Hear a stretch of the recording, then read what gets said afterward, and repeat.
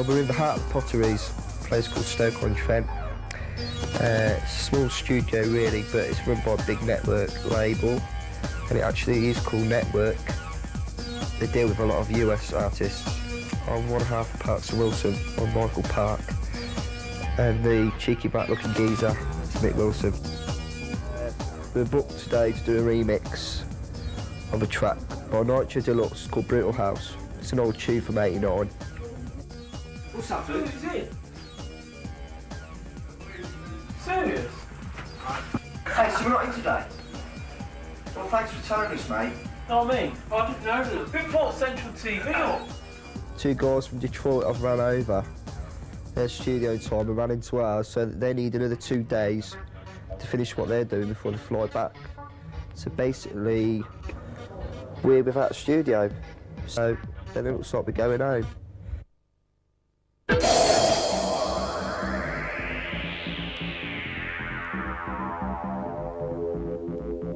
Don't hold back on what you feel or what you want. You might not get a second chance. Life's too short, don't you think you know you don't? You gotta be strong, hold tight, take a stand. I am feeling like it's time to shout. Get around, united on your feet. Ain't no thinking, yes, I wanna move the crowd. Just grab your point and yeah, you feel the beat. Say now time's running out, so you must be. Parks and Wilson. Guys from Coventry, they've very much developed their own style that is Parks and Wilson. The area that the lads are working in is sort of two areas really, that they're putting out frontline dance remixes, you know, stuff that, because they're DJs that can hammer in on the dance floor. But also, more exciting for me is this sort of like trance, come hard house style that they're doing. You know, they're coming to work and okay, it's really relaxed and nobody's like looking at the watch and that. But it's just a big creative thing, and they're into learning about the work. And as you learn more about the equipment, you learn more about production techniques. You're actually, the ideas you got in your head, you're able to push through, and the boys got ideas in their head, and now that, you know, that they've got the freedom of expression of equipment and production techniques to use it. So at the time when I did come home and said, right, I'm jacking in my job, I've had enough, I'm doing DJing, there weren't much discussion about it. It was like, no, you do what you want anyway. I was a trainee accountant at the time, and it was a job where you had to put in long hours, and it would have took a long time to succeed and get to a really good paying position. When the full impact of the DJ thing hit us, it was like, wow, we can do well in here, and we can do well, and we knew between ourselves that we had a formula where we could push it and do well with it. So there was no second thoughts about leaving training accountant. I was still young, and it was like, well, if it doesn't work out, at least I had a shot at doing it. I've done every bog standard job going, from packing chickens to driving forklifts. At the time I was driving a forklift, and you're working, you're collecting records, you're buying records, and obviously you're looking for that first break.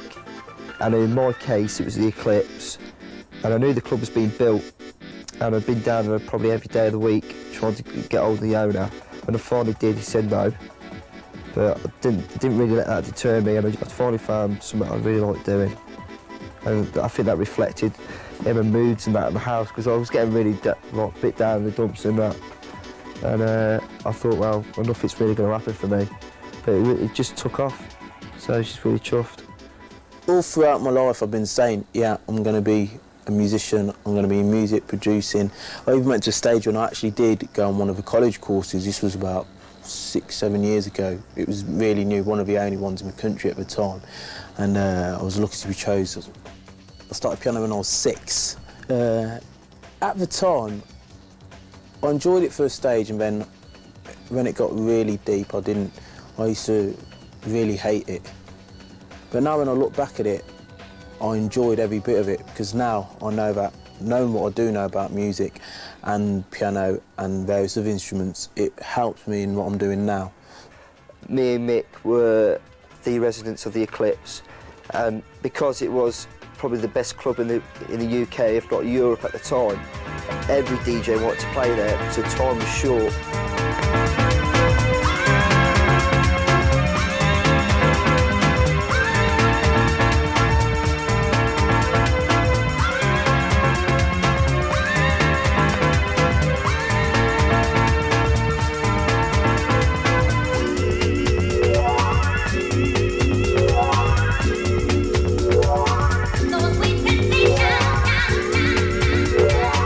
Usually had was in between, I don't know, when the club first opened to a DJ turning up late, and between me and Nick we used to argue and try and step in, be there when that opportunity arose.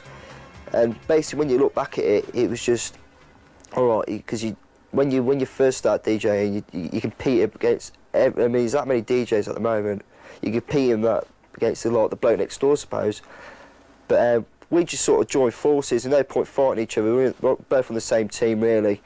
And he played the harder sort of techno sound, and I played the sort of house sound, and it seemed to gel pretty well. So we just stuck together. That's the way it really worked. I think at the moment you look back, I think I wouldn't change it for anything, because now we're there doing it, it's like everyone's standing back saying, bloody hell, you lads never give up.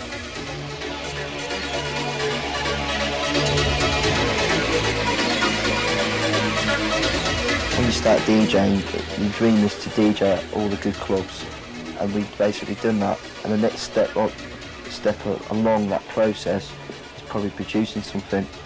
The good thing about it was that it was a label that we wanted it to go on, and they loved it, so that was brilliant for us.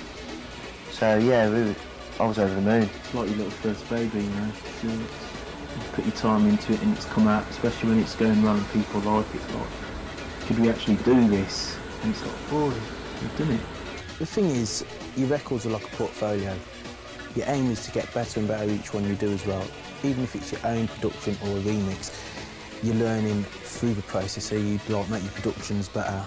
Things, elements that go into the music gets better and better. So, yeah, as I said, it's like a CV. If you go to a record company and say, look, this is the situation, right, we've got a possible album deal here. And they'll say, what have you done? And then you can list to the record company what you've done.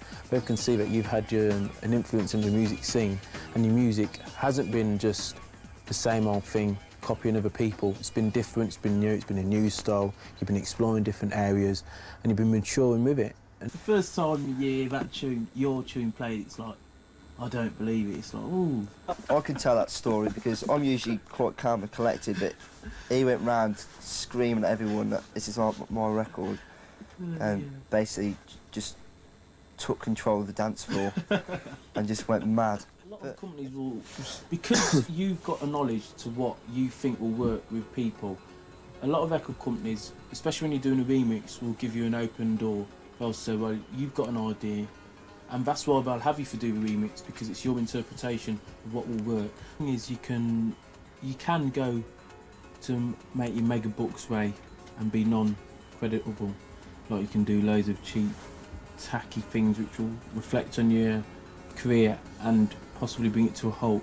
So if you keep like walking before you run, if you move slowly, you can be there forever. You can like keep changing through producing and experimenting in different styles, and you can be there until like. There's a lot of money. There's a lot of money to be made. If we say producer take that album, we'd probably clean up, but your credibility-wise would be thrown out the window. From the club sort of side of it. You know, they're now being recognised, sort of, like, not just in the UK, but in America, and, oh God, they've come on loads. And now they're fully on their own 2 feet and pumping it out, you know. Dare I say, I think they're going to get better still, just because of this. It's basically a big sports centre, jam-packed with, how do you say it, dance-crazed people. And it's literally thousands. It's their second birthday party, so it opened last week, and they had 6,000 people in, 2,000 people locked out. Currently, it's the biggest club in the UK.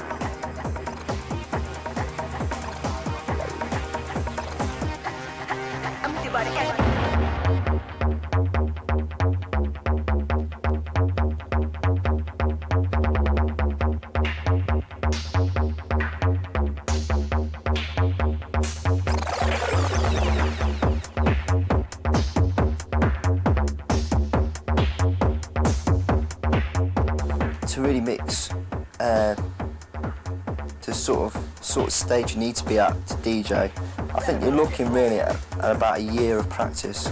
I mean, you can probably pick it up really quickly, but to be really prolific at it, it's just a case of practice makes perfect. And also, it's not just a case of mixing, it's also a case of selection of tunes that you want to do.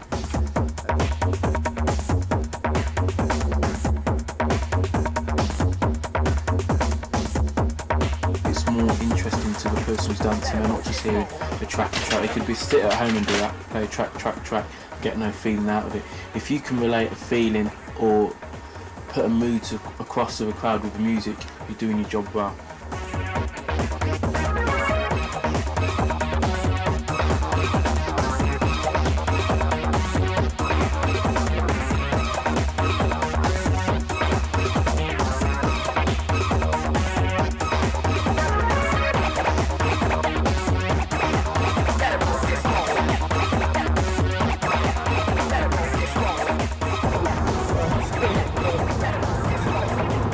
Well, that was Life Bowlers. We're on the way home now. Hopefully get some sleep.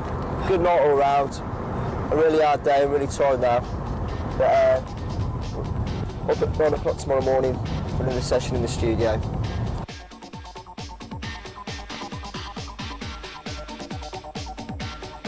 When you live like Frank, die like Frank. We can have a bit of something. It's been a hard day's night. You know what I mean? What I know is, it's a long way to Tipperary. 5 minutes. All you have to sit on me. Look at the DMC to God Fucking knows when. stop moving. Got work to do. This Get is out. Adam, he's our engineer at Bassroom. He's Bassroom's in-house engineer. Quite a skilled bloke, really. Yeah, very nice bloke. Are you, Adam? Yes. I like that bloke. Just take a few shots of him fucking, and I'll explain what.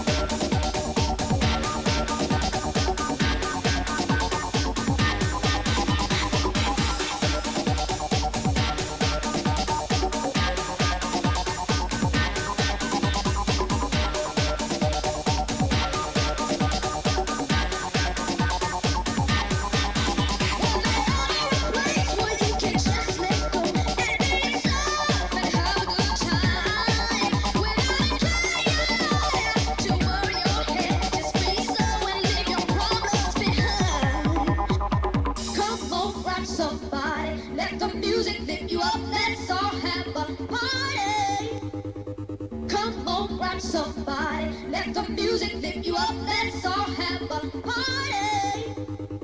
Come on, rock somebody.